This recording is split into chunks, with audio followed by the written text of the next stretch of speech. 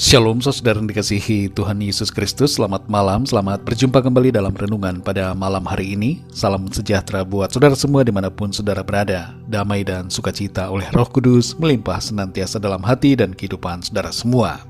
Sebelum kita mendengarkan renungan firman Tuhan, mari sama-sama kita berdoa. Bapa kami yang di sorga, Bapa dalam nama Tuhan Yesus Kristus, kami mengucap syukur untuk kuasa pertolongan Tuhan dalam kehidupan kami sepanjang hari ini. Terima kasih untuk berkat pimpinan-Mu dalam segala aktivitas kami. Saat ini Tuhan, kami mau mendengarkan sabda firman-Mu.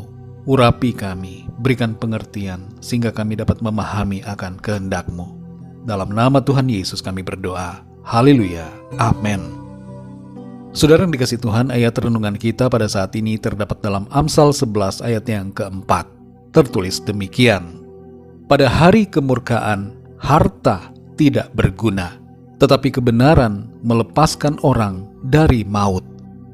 Saudara yang dikasihi Tuhan, ada hal yang menarik dan bisa dikatakan lucu di dunia ini. Hal itu adalah uang. Uang begitu menarik perhatian kebanyakan dari kita manusia di hampir sepanjang umur hidup kita di bumi ini. Demi uang, banyak orang mengorbankan hal-hal yang berharga. Demi uang, banyak usaha, waktu dan tenaga yang dicurahkan. Saat kondisi ekonomi baik, orang-orang dengan uang yang berlebih biasanya akan menginvestasikan uangnya untuk hal-hal yang kelihatan indah dan mewah. Seperti misalnya membeli berlian, memperindah rumah, membeli barang yang lebih mahal dan sebagainya. Uang dijadikan alat untuk mencari kepuasan dari hal-hal yang menjadi obsesi dan idaman yang kelihatan indah. Walaupun sebenarnya keindahan merupakan perkara yang berhubungan dengan penilaian dalam batin kita. Ketika terjadi krisis ekonomi, kelaparan dan kekurangan bahan, uang menjadi tidak berharga. Bahkan emas dan berlian pun tidak mempunyai nilai. Saat musim dingin dan tidak ada sumber panas untuk menghangatkan badan, orang-orang rela menukarkan uangnya yang banyak demi mendapatkan kayu bakar untuk mempertahankan kelangsungan hidupnya. Bahkan uang kertas dengan nilai yang besar dibakar demi mengusir hawa dingin. Sekarang ini saudara, ada fenomena di mana uang kripto bermunculan, yang diantaranya yang terkenal adalah Bitcoin. Bitcoin adalah uang virtual, bukan uang nyata. Tapi anehnya saudara, ada begitu banyak orang yang mau membelinya dengan harga yang selangit, sekalipun sudah banyak orang yang merugi karenanya. Perhatikanlah di sini saudara, bahwa semua hal ini berhubungan dengan nilai. Kitalah yang memberikan penilaian terhadap sesuatu, termasuk terhadap uang, baik itu uang fisik maupun virtual. Tahukah saudara bahwa uang yang beredar saat ini tidak di-backup dan tidak ada hubungannya dengan jumlah emas yang ada? Uang memiliki nilai karena penilaian kita. Dan penilaian kita itu berhubungan dengan sistem kepercayaan dalam hati kita terhadap uang. Kita percaya terhadap nilai uang, dan seringkali kita begitu mengandalkannya, bahkan menggantungkan hidup kita pada kertas dan logam ataupun uang virtual yang sebenarnya tidak dapat kita andalkan. Saudara yang dikasihi Tuhan, Amsal 11 ayat 4 mengatakan, pada hari kemurkaan, harta tidak berguna, tetapi kebenaran melepaskan orang dari maut. Kekayaan apapun tidak akan bermanfaat pada hari kemurkaan. Apa itu hari kemurkaan? Hal ini berbicara tentang kematian kekal. Perhatikanlah saudara, bahwa uang tidak dapat menyelamatkan kita. Harta yang banyak tidak akan berguna. Seorang milioner pernah mengatakan kepada dokter pribadinya untuk memperpanjang hidupnya, dan ia akan memberikan uang yang banyak sebagai balasannya. Tapi dokternya mengatakan, menambah 5 menit sekalipun saya tidak sanggup. Saya tidak punya kuasa untuk itu.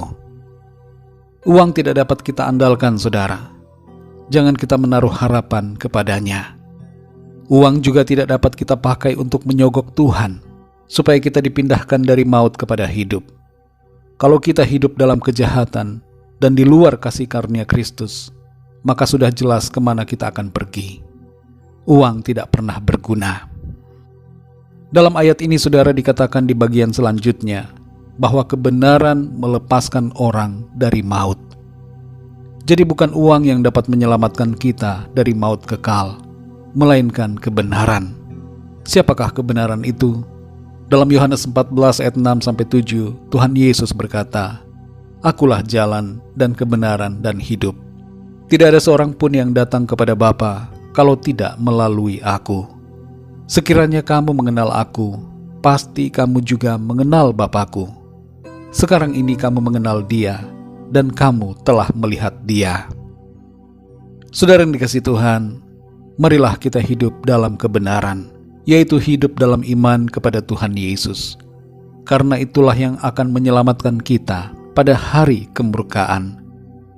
Tuhan Yesus menjamin keselamatan kita, dan Ia memberikan kepada kita kehidupan yang kekal.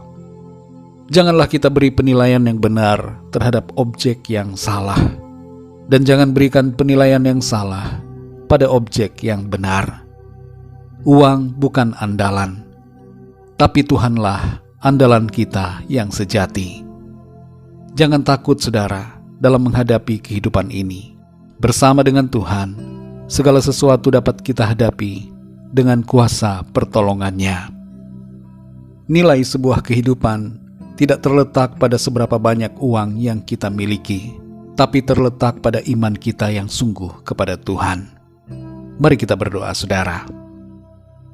Bapa kami yang di sorga, Bapa dalam nama Tuhan Yesus Kristus, kami mengucap syukur untuk firman-Mu yang mengingatkan kami, menyatakan dengan tegas bahwa pada hari kemurkaan harta tidak berguna, tapi kebenaran menyelamatkan kami dari maut. Ampuni kami Tuhan, yang seringkali terlalu terobsesi dengan harta kekayaan, dengan uang dan segala perkara materi. Fokus kami seringkali teralihkan daripada-Mu. Ampuni kami Tuhan, dan bimbing kami, baharui hati kami, supaya kami senantiasa berfokus kepada-Mu. Pimpin kami Roh Kudus, supaya kami sungguh-sungguh mengandalkan Engkau, berharap hanya kepada-Mu, tidak berharap kepada perkara-perkara dan hal-hal yang sebenarnya tidak berarti, tidak mengandalkan hidup kami pada harta dan kekayaan. Engkaulah Tuhan, harta kami yang sejati. Engkaulah kebenaran yang menyelamatkan kami Tuhan. Pimpin kami ya Tuhan Yesus, supaya kami senantiasa berjalan dalam kehendak firman-Mu. Kami bersyukur untuk anugerah-Mu, untuk karunia kehidupan dan keselamatan yang Tuhan sudah berikan bagi kami.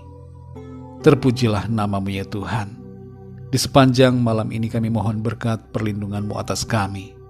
Berikan kami tidur yang nyenyak di malam ini, dan bangunkan kami kembali dengan kekuatan baru, tubuh yang sehat diberkati Tuhan, untuk memuliakan Tuhan dalam segala aktivitas kami. Kami berdoa bagi yang sedang dalam keadaan sakit. Jamahlah ya Tuhan, sembuhkan dan berikan kekuatan serta kesehatan yang sempurna. Dan bagi yang sedang dalam pergumulan, masalah atau persoalan, agar Tuhan Kau berikan jalan keluar bagi mereka. Berikan kekuatan-Mu, iman dan sukacita Tuhan taruhkan dalam hati mereka, untuk selalu berharap dan menantikan jawaban Tuhan dalam hidup mereka. Terima kasih ya Tuhan. Kami percaya berkat damai sejahtera dan kasih karunia Tuhan senantiasa berlimpah dalam hidup kami. Terpujilah nama-Mu ya Bapa. Hanya dalam nama-Mu yang kudus, nama Tuhan Yesus Kristus, kami sudah berdoa dan mengucap syukur. Haleluya. Amin. Puji Tuhan, saudara yang dikasihi Tuhan, saya percaya firman Tuhan menjadi berkat dan kekuatan buat saudara semua, dan Roh Kudus akan menolong saudara untuk lebih lagi memahami kebenaran firman Tuhan. Tuhan Yesus memberkati saudara semua. Selamat malam, selamat beristirahat, dan sampai jumpa dalam renungan yang berikutnya. Haleluya.